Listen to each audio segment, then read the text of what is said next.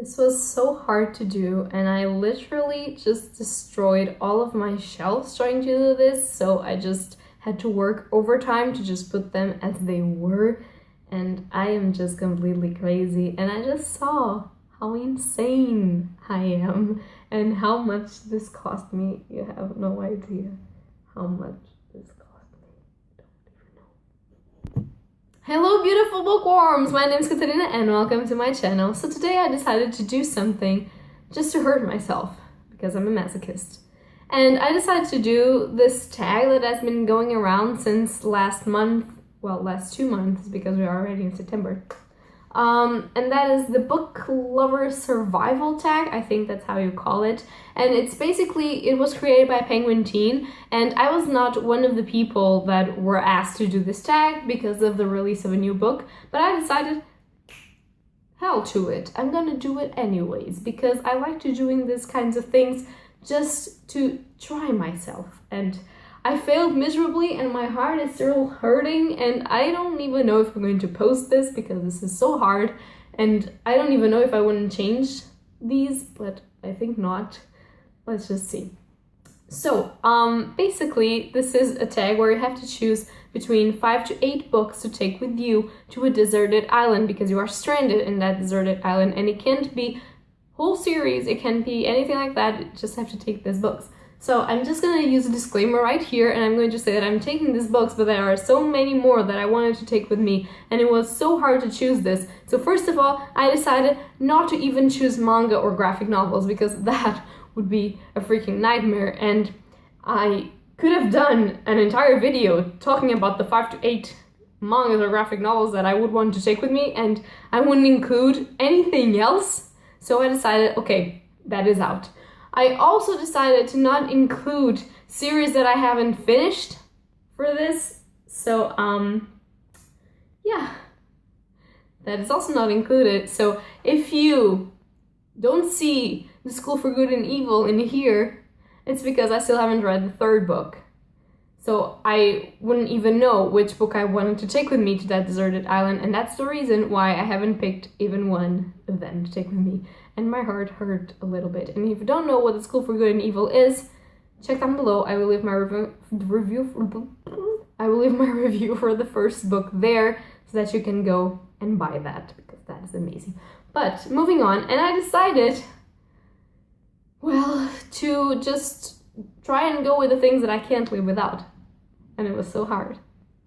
I'm not very materialistic, but apparently in what respects to books, I'm the worst person alive. So let's jump to that. And basically, the first book that I decided to take with me is no surprise to anyone that has been on my channel for more than 3 or 4 videos. And that is Kafka on the Shore by Haruki Murakami. So, as many of you might know, Haruki Murakami is my favorite author. He writes magical realism, and Kafka on the Shore is my favorite book by him. It's really all just used and opened, and all of the pages are just, they smell like old pages, but that's okay because I love it, and it's probably the most yellowish book by him that I have in my collection because the other ones are just plain white. But yeah, and basically this is the story about 2 characters that intertwine with each other, and it's basically this little boy that is told that he's going to kill his father, rape his sister, and have sex with his mother, I believe. And to escape that type of prophecy, he leaves the house and decides to just roam on his own to try and not be a fool's fate. And he's always with this crow that is telling him about the prophecy and is like his conscience, and it's really great. And the other character is this old man that was wounded in a school field trip when he was younger, and that can speak to cats. And he's this trip with this other guy, and is just really amazing. And I can't even explain more because I don't even know what could be considered spoiler for this, because I just love this. And if someone told me what this was about before I've read it, I don't know if I would enjoy it as much. So my advice is just go into this without knowing anything and just enjoy it because this is just so good. So that will be the first book, obviously.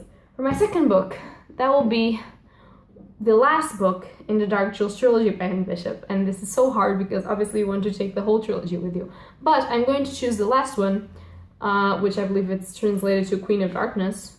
Probably. The Queen of Darkness. Yeah, I was right. And this is basically the book in which our main character already has her court formed, and she has her main love interest with her. And I'm just going to be spoiling you the entire trilogy, so please forget that. I'm not going to say anything else. And yeah, this is such a great book for me. It's just so great, and I couldn't live without having one of the Dark Jewels trilogy with me. So I decided to take the third one so that I could suffer and be happy about it. And that's basically it. So 2 books down, and the third one will be The Night Circus by Erin Morgenstern. Why? Because this is a standalone, which by itself it's great because you have the beginning and the end of the story in just one book, so I was just so pleased.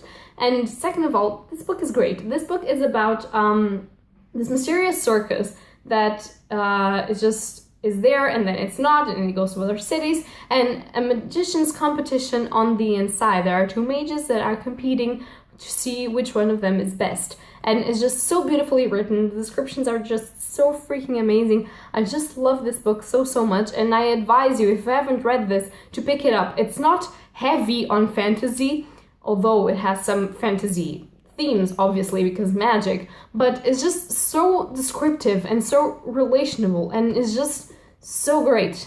Is relationable a word? I don't even know, but it doesn't matter. It's just so great. The relationships are great. The characters have such great development, and the story is just beautiful and beautifully written too. I haven't read this in English, but even in the translation, I could understand that this was amazing. That's not something that happens a lot. I should tell you that now. So, yeah. So we're 3 books in, and the 4th book would be the second one in the Mistborn trilogy, which is The Well of Ascension. If you don't know, the Mistborn trilogy is by Brandon Sanderson, and basically this is a trilogy about a heist that is pulled by this group of thieves that basically want to dethrone the Lord Ruler, which is the one that rules over this earth with a lot of, how do I say this? There are people that are explored, enslaved, treated badly, and these group of friends that are making this heist, they have magical powers, and in this book, the magical system is basically that you ingest metals, and each metal gives you a different power, and you are able just to ingest one metal and extract one power, or if you are a Mistborn, you are able to ingest all of the metals and extract all of the powers, and this is just great. And the second book was my favorite, although the third one just ended in a magical way. I just loved it. But the second one was my favorite for everything that counts.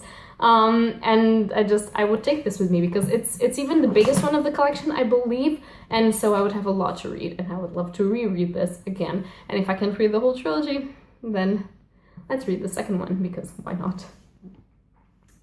Now, we are 4 books in, so yeah, the next one is Days of Blood and Starlight by Laini Taylor, and this is the second one in her Daughter of Smoke and Bone trilogy. And why the second one? Because it was the one that I loved the best. I think it was the one that represented the character development the best. It was the one that represented the 2 main of the pairing, the most important pairing of the book being apart. It was the one that represented most what people suffer in wars, how you have to change your moralities sometimes, how you have to change your mentality, how sometimes you think you're doing good but you're not, and it's just freaking amazing. Our hope is so important, and I think this was the one that just had it all for the trilogy. Obviously, I loved all 3 books, and Laini Taylor is a great writer. I just love her style, but this one for me was the best. So if I can't have the 3 of them, it will be the second one. Next, I would take with me Alice in Wonderland by Lewis Carroll, and sadly I don't have that edition where you have Alice in Wonderland and Through the Looking Glass all together, so I would just take Alice in Wonderland. But for me, Wonderland is the most important fantasy land that I have ever known, and it has such an impact on me, and it had such an impact when I was a little child, and now that I've reread it many times, it still has such a great impact, and this story is everything to me, so I would have to take it with me. And I think I don't need to explain this to all of you that love Alice in Wonderland. You will understand me, and if you haven't read this, please read it and you will understand what I'm saying, I hope. Then I would take with me Pride and Prejudice by Jane Austen, which is also just one book, and I had to think a lot about this because I have a lot of classics and I love most of them, and it was very hard to choose this one, but I chose it because it was pretty much the first classic that I ever read in my life, and it is still enjoyable to read now, and I do believe that I could go for 3 months just reading this because it is so enjoyable and so well written and just so great. And if you don't know, this is a story about Elizabeth Bennet and her family and how she meets these two guys, one of them Mr. Darcy, and how her pride and his prejudice just go and clash with each other, and is just so amazing. It's obviously a romance, but for me that don't normally like those things, this one was the best. And yeah, I would love to reread this someday. I think I would probably do it, and I would love to take this because Mr. Darcy is one of my book crushes of all time, so at least I would be happy in that island. And the last one would be, no surprise probably, but it will be The Name of the Wind by Patrick Rothfuss, and this is the first on his supposed trilogy about Kvothe. That is supposed to be a legend, but one day someone encounters him in a little bar where he works, in a tavern, and he says, I want to write your story. And he says, you can only write my story if you write it properly. So I'm going to give you 3 nights, and I will tell you everything, and you can only write if you say exactly the words that I will tell you. And this is basically the story of how Kvothe just grew up and learned magic and just evolved as the supposed greatest magician legend of that land. And if it is real or if it's not real, it's an unreliable narrator, so that's pretty great, and I just love this. And I would not take the second one because I believe the first one, for now, is the better one. And it's the one that starts it all, and I don't know if I would have the patience to read the second one without reading the first one first, so I prefer to take the first one.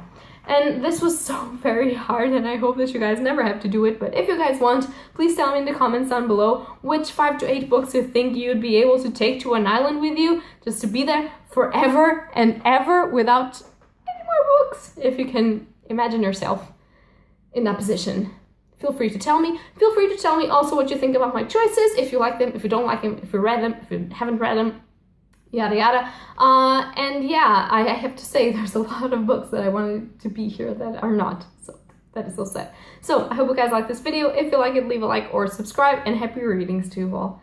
Bye!